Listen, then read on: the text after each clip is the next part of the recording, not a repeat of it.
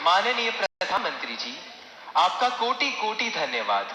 आपके प्रेरक वचनों से अभिभावकों का अपने बच्चों के लिए समझने का मार्ग मिला है। मान्यवर के दबाव में न रहें, हम गांठ बांधकर परीक्षा में उत्साह बनाए रखेंगे। आपका धन्यवाद। माननीय प्रधानमंत्री जी, चंबा प्रकृति के अनछुए सौंदर्य को समेटे भारत के पेरिस के रूप में प्रसिद्ध पर्वतीय नगर है। चंबा हिमाचल प्रदेश से आरुषि ठाकुर आभासी माध्यम से हमसे जुड़ रही हैं। आरुषि, कृपया अपना प्रश्न पूछे। माननीय प्रधानमंत्री जी, नमस्कार। मेरा नाम आरुषि ठाकुर है और मैं केंद्रीय विद्यालय बनीखेत धलौजी, जिला चंबा की कक्षा 11वीं की छात्रा हूँ। माननीय, मेरा आपसे यह प्रश्न है कि परीक्षा के दौरान जो बात मुझे सबसे ज्यादा परेशान करती है वह यह है कि मैं पढ़ाई कहाँ से शुरू करूँ। मुझे हमेशा लगता है कि मैं सब कुछ भूल गई हूँ और मैं इसी के बारे में सोचती रहती हूँ, जो मुझे काफी तनाव देता है। कृपया कर मार्गदर्शन कीजिए। धन्यवाद सर। धन्यवाद आरुषि। माननीय प्रधानमंत्री जी, भारत में धान का कटोरा के नाम से प्रसिद्ध राज्य छत्तीसगढ़ की राजधानी है रायपुर। रायपुर की अदिति इसी समस्या पर अपनी मन की जिज्ञासा का समाधान चाहती है। अदिति, अपना प्रश्न पूछिए। माननीय प्रधानमंत्री जी, नमस्कार। मेरा नाम दीवान है और मैं कृष्णा पब्लिक स्कूल रायपुर छत्तीसगढ़ में कक्षा 12वीं की छात्रा हूँ। मेरा आपसे यह प्रश्न है कि मैं इस बात को लेकर चिंतित रहती हूँ कि मुझे बहुत कुछ करना है, लेकिन अंतिम तक मैं कुछ भी नहीं कर पाती हूँ, क्योंकि मेरे पास बहुत सारे कार्य होते हैं। यदि मैं अपना कोई कार्य समय पर पूरा कर भी लूँ तो और ज्यादा परेशान हो जाती हूँ, क्योंकि फिर अन्य कार्य को करने में या तो बहुत ज्यादा दिल लगा देती हूँ या तो उन्हें आगे तक के लिए टालती हूँ। मैं यह जानने के लिए उत्सुक हूँ कि मैं अपने सारे काम सही समय पर कैसे पूरे करूँ। धन्यवाद। धन्यवाद अदिति। माननीय प्रधानमंत्री जी, आरुषि और अदिति अपनी परीक्षा की तैयारी एवं समय के सदुपयोग पर आपका मार्गदर्शन चाहते हैं। कृपया उनकी समस्या का समाधान करें। माननीय प्रधानमंत्री जी। देखिए, सिर्फ परीक्षा के लिए नहीं, वैसे भी जीवन में टाइम मैनेजमेंट के प्रति हमें जागरूक रहना चाहिए। परीक्षा और नो परीक्षा, आपने देखा होगा काम का ढेर क्यों हो जाता है। काम का ढेर इसलिए हो जाता है समय पर उसको किया नहीं इसलिए। और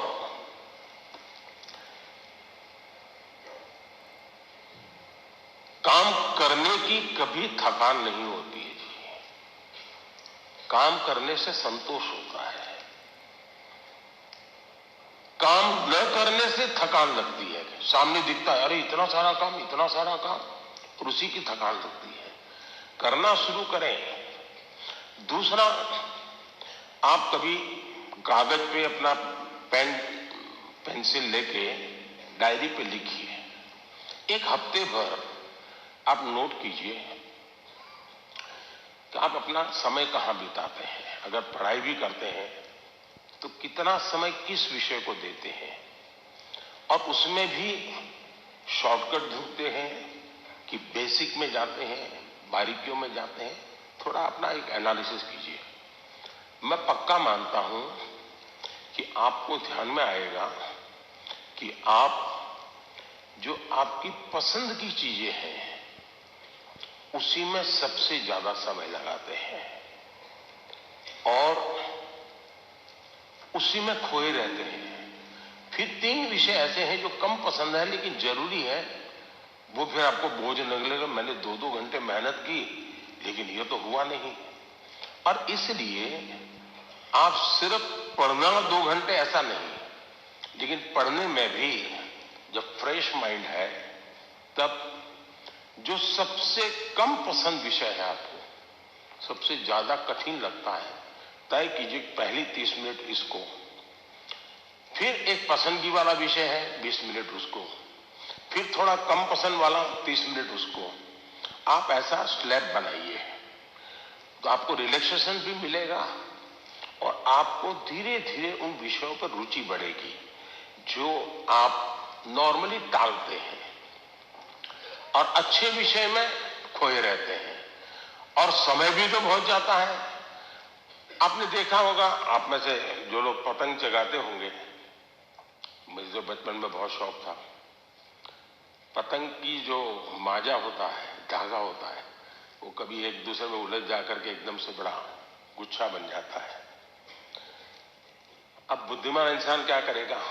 यूं यूं खींचेगा क्या? ताकत लगाएगा क्या? ऐसा नहीं करेगा।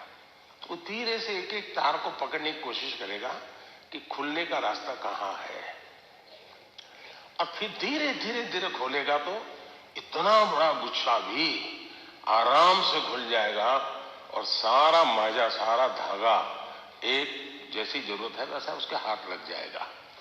हमें भी उसके हाथ लग जाएगा। हमें भी उस पर जोर जबरदस्ती नहीं करनी है, आराम से सॉल्यूशन निकालना है। और अगर आराम से सॉल्यूशन निकालेंगे तो मुझे पक्का विश्वास है कि आप उसको बड़े ढंग से करेंगे। दूसरा, आपने कभी घर में अपनी मां के काम को ऑब्जर्व किया है क्या? यूं तो आपको अच्छा लगता है कि जैसे स्कूल से आए तो मां ने सब रेडी करके रखा था, सुबह स्कूल जाना था तो मां ने सब तैयार करके रख दिया था, लगता तो बहुत अच्छा है। लेकिन क्या कभी ऑब्जर्व किया है कि मां का टाइम मैनेजमेंट कितना बढ़िया है? उसको पता है सुबह ये है तो मुझे 6 बजे ये करना पड़ेगा, 6:30 बजे ये करना पड़ेगा, उसको 9 बजे जाना है तो ये करना पड़ेगा, वो 10 बजे घर आएगा तो ये करना पड़ेगा। यानी इतना परफेक्ट टाइम मैनेजमेंट मां का होता है। और जबकि काम सबसे ज्यादा मां करती रहती है, लेकिन किसी काम में उसको बोझ अनुभव नहीं होता है। थक गई, बहुत काम है, बहुत ज्यादा, ऐसा नहीं करती। क्यों? उसे मालूम है कि मुझे इतने घंटे में ये तो करना है। और जब एक्स्ट्रा टाइम मिलता है तब भी वो चुप नहीं बैठती, कुछ न कुछ अपना क्रिएटिव एक्टिविटी करती रहती है।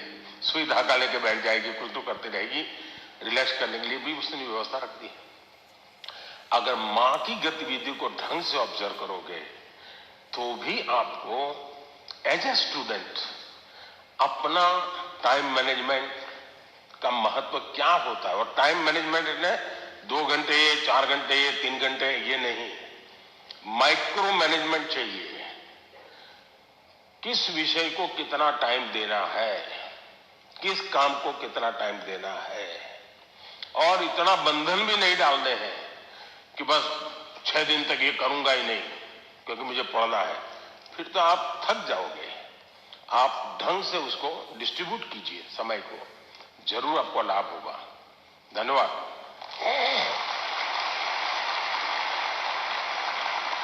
Thank you, Honorable Prime Minister, sir, for guiding us to be methodical and systematic in order to be an